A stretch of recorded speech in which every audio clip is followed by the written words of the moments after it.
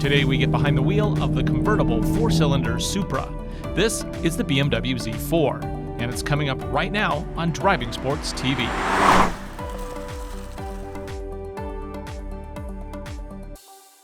While I'm still waiting for Toyota to send me a Supra, I did manage to get my hands on the next best thing. This is its cousin, the all-new BMW Z4. Even though it shares many parts with the new Supra, BMW's exterior manages to look quite a lot different. Nobody will confuse this with the Toyota, that's for sure.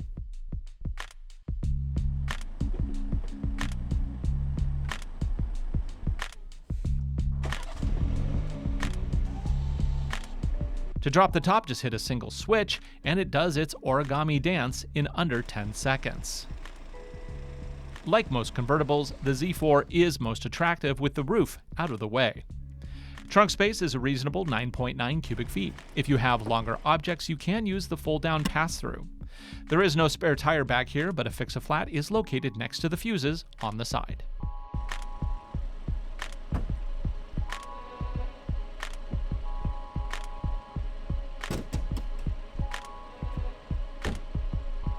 Under the hood, you will probably expect to find a V6. But nope, this is the entry-level sDrive30i Z4. It's equipped with a turbocharged 2-liter 4-cylinder that's good for 254 horsepower and 295 pound-feet of torque. Of course, it's no turbo inline 6, but for now, it'll have to do. Power is channeled to the rear wheels through an 8-speed automatic transmission. EPA rates this setup at 25 in the city and 32 miles to the gallon on the highway. So the first thing I always want to know about a sports car is, does it have a proper limited slip differential to transmit the power evenly to the back wheels? And the answer with the Z4 is, yeah, it does. The LSD is included as part of the $2,450 track handling package, which also includes upgraded brakes. Our test car is also optioned with the M Sport package, which gives it a more aggressive nose, live cockpit digital display, and sports seats. That is an upcharge of $2,950. Other options include the $2,500 executive package, which brings in Harman Kardon sound and LED headlights, the $1,800 premium package, which adds the heads-up display plus heated seats and a wireless phone charger, and then there's 19-inch wheels wrapped in Michelin summer tires, active cruise control, and active suspension. All these options bring the base $49,700 price up to $63,845 US out the door.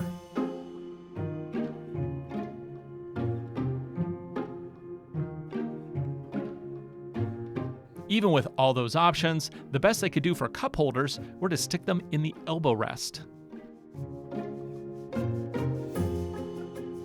Now, as a brief aside, let's take a look at a lower cost option in the same space. This is the Mazda Miata RF.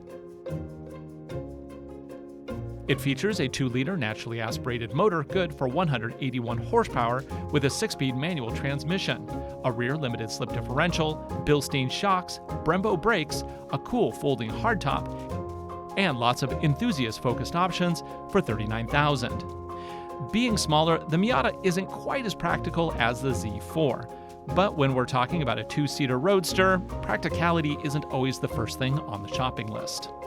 The Z4 is light years ahead of the Miata in terms of tech. This latest generation of BMW's iDrive is loaded with features. Everything from distance markers on the backup camera to searching for a POI with just your finger in the navigation system. The Z4 also gets a new voice pilot system, which uses natural speech to control car systems.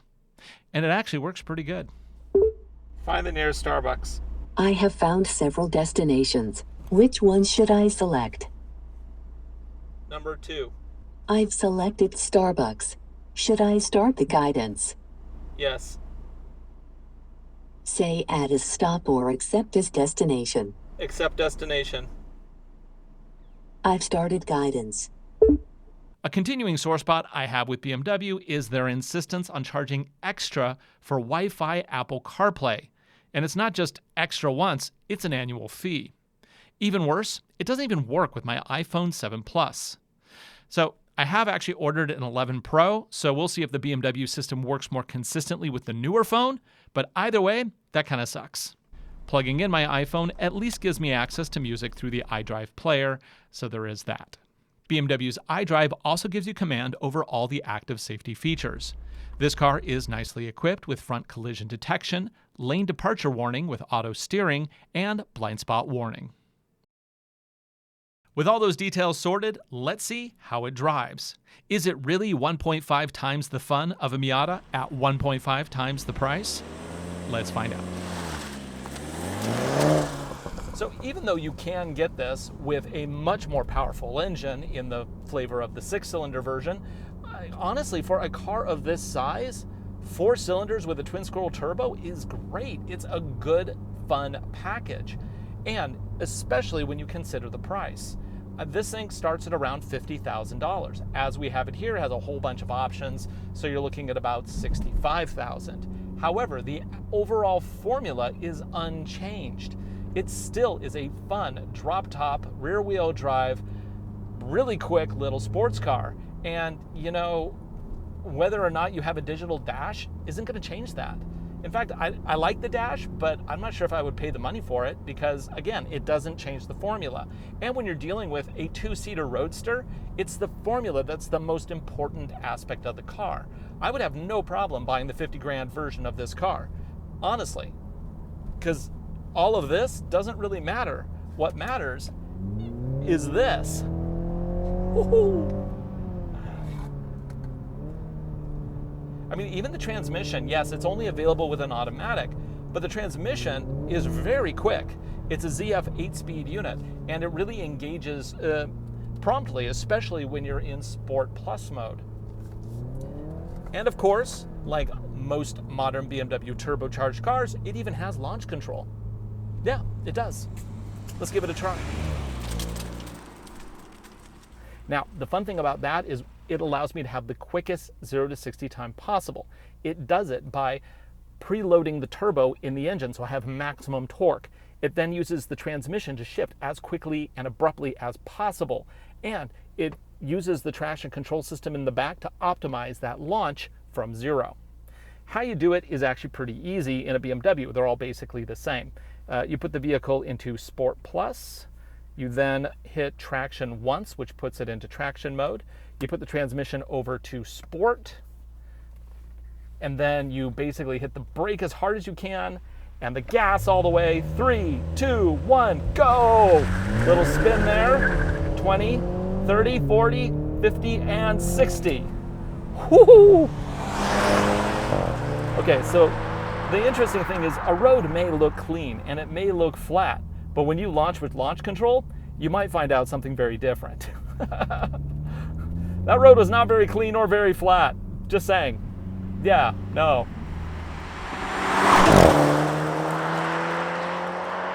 The exhaust isn't too obnoxious. It makes just enough of a burble to remind you that, yeah, this is a quick little car. But it's not like hitting you in the head with a sledgehammer. Nobody wants that. Some sports cars, you get into them and you're like, the first thing I want to do is throw this thing sideways and do big smoky burnouts.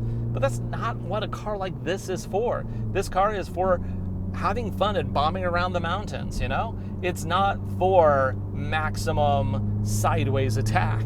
It just isn't. And that's okay. Different vehicles for different uses. And this one, it's great just to cruise through the countryside. The suspension is firm, but not overly firm. And the steering wheel, to be honest, on-center feel is a little vague, but, you know, turn-in is relatively good. And you can, of course, improve that with a little bit of throttle through the corner. This Z4 is equipped with BMW's Adaptive M suspension, which makes it responsive to driving style and conditions. Using data from the drive mode, wheel response, throttle, and braking, it adjusts damping force on the fly. Much more than just hard or soft, it actually adjusts hundreds of times each second to flatten out corners when driving aggressively in sport mode. It can also smooth out the road if you have a comfort drive mode selected. Where Audi, Ferrari, and even GM use magnetic responsive systems, the BMW adaptive suspension is actually quite a bit different. Instead of magnetic fluid, the company uses electronically controlled valves in the shock. The Z4's computer controls the fluid opening. A large diaphragm allows the fluid to flow freely, making the response soft. A split second later, it can close the opening to restrict that fluid movement. That makes it much firmer. The Miata is a great example of a more old-school approach to handling. The RF is available with sport-tuned Bilstein suspension. These are pretty much firm all the time. Great for track days and bombing around country roads. Not so great on worn city streets. But even without all that technical wizardry, the Miata is still an experience second to none when the roads are right. It may cost less, but it does manage to pack in a lot more fun in a less expensive and smaller package. If you honestly are just looking for a weekend roadster, the Miata is the car to get. So this car doesn't have anything fancy like that Z4 does. It doesn't have any adaptive cruise control. It doesn't even have navigation on the head unit here. It doesn't have CarPlay. Then again, the Z4's CarPlay didn't really work with my 7 Pro anyway. But when you have like the world's best driving experience, you just find you just don't really need any of that stuff. Oh, and traction control can be disabled with a single flick of the switch. You don't have to like hold it down, which means great rotation. So easy to drive. I love it.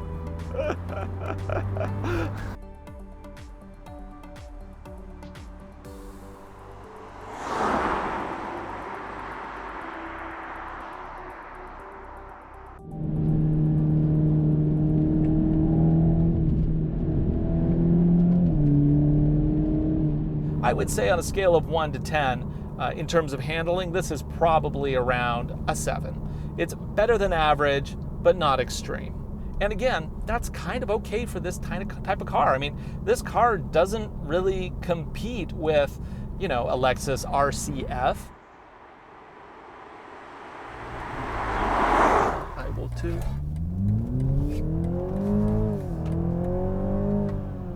Now that we have a fairly leisurely driver in front of us, it's a good time to try out the adaptive cruise control. All you have to do is hit the button right here, which activates it. I can then set my distance, which let's do minimal distance, and I will increase my speed so that I will never overcome them. And there we go. Now this also has lane detection, but it doesn't have lane centering. So this isn't like a semi-autonomous system in any realm of the word. This is really just for the adaptive pacing, and it does a really good job. I mean, but they all kind of do really good jobs. The big deal to add these days is the lane centering, and this vehicle, yeah, it just doesn't have it. It does have, for some reason, a speed limiter. I'm not sure why you would want a speed limiter. If you know why I would possibly want a speed limiter, please post in the comments.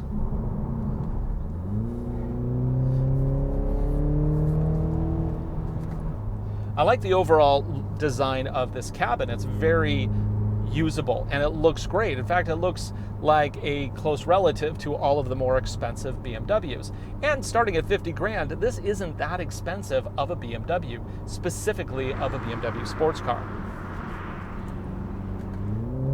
I do love this gauge cluster. As my wife pointed out to me, it's very masculine looking. And that's okay, because I'm a boy.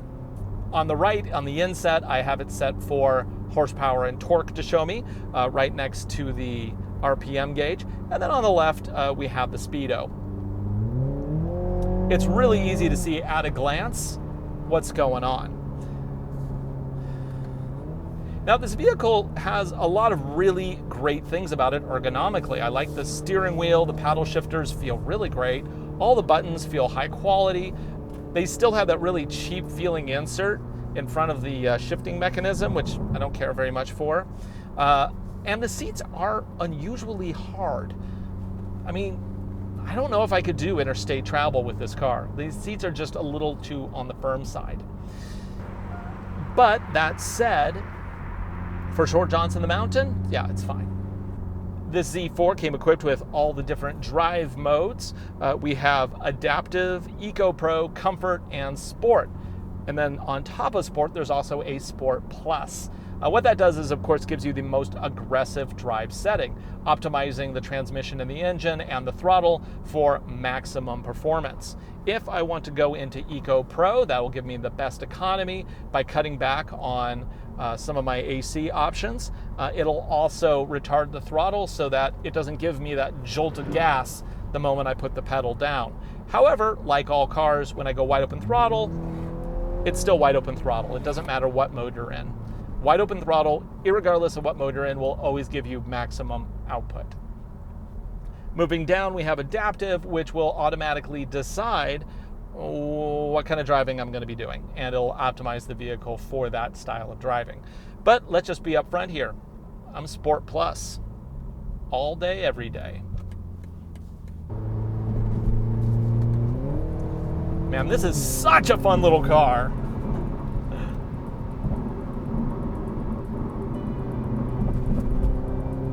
It's quick too.